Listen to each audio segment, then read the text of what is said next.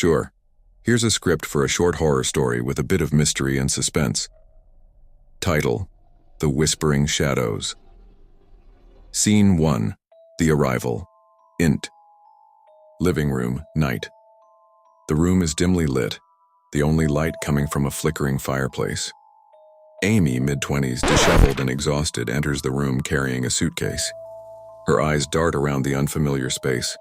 A large old house with creaky wooden floors and dusty furniture. Asa whispering to herself, "I can't believe I'm here, this is insane." She sets the suitcase down on the floor, glancing nervously at the door. She hears something, a faint whisper like the wind or maybe something else. She shakes it off, but the feeling lingers. Hanshinma whispering, "Just get it together, Amy. You need this." Suddenly, a voice calls out from behind her. Voice OS. "Welcome, Amy." She spins around in panic, but there's no one there. What the hell? She breathes deeply, trying to calm her nerves. A sudden creak comes from the stairs. She hesitates, then walks slowly toward them. Scene 2. The Shadows. Int hallway. Night. The hallway is long, the shadows stretching far beyond what should be natural. The walls are lined with portraits, their faces eerily blank. Amy steps cautiously, the creak of her boots echoing in the silence. The whispering returns, louder this time, but still distant, like it's coming from the other side of the walls. It's impossible to tell if it's real or just in her head. Gamshin under her breath, "This house, it's messed up."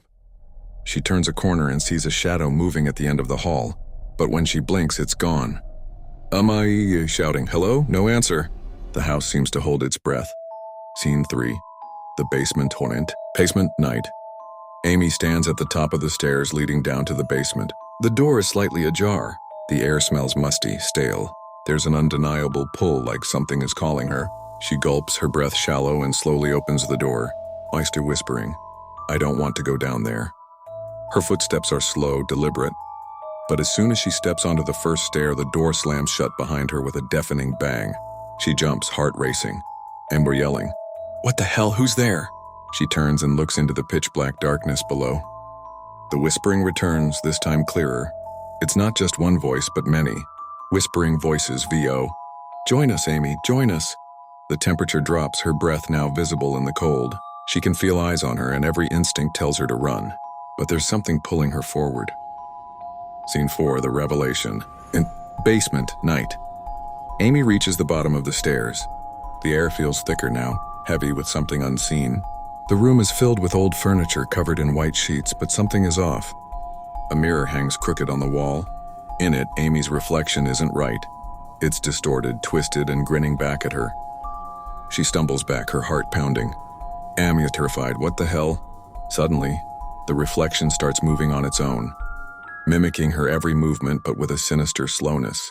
Amy turns and backs away, but the mirror doesn't follow. Whispering voices, VO. "We never leave. You're one of us now." The shadows in the corners of the basement start to stretch and move, crawling toward her like living things. Amy's legs shake, but she can't stop herself from walking deeper into the room. Every step seems to take her further away from the door, from safety. I'm struggling to breathe. I need to get out. I need to get out now. Scene 5. The escape int. Living room, night. Amy bursts out of the basement door, gasping for air. She slams the door shut behind her, her hands trembling. The house seems to calm down, but the whispering continues, louder now, as if it's coming from within her own mind. She looks toward the door. There's a faint, dark figure standing in the doorway, watching her. Amiyaza panicked. "Who are you?" "What do you want from me?" The figure steps forward, revealing a ghostly pale woman with hollow eyes and a thin, crooked smile. "Yaman, you're already one of us, Amy. You always were." The figure reaches out and Amy recoils in terror. But as she steps back, her foot catches the edge of the rug, sending her tumbling backward into the fireplace. The flames flare up violently, the crackling sounds distorting into eerie laughter. In Scene 6, the end, Sexted House, night. The house stands silent, watching from the distance with no sign of the woman or Amy. All that remains is the whispering wind that drifts in from the cracks.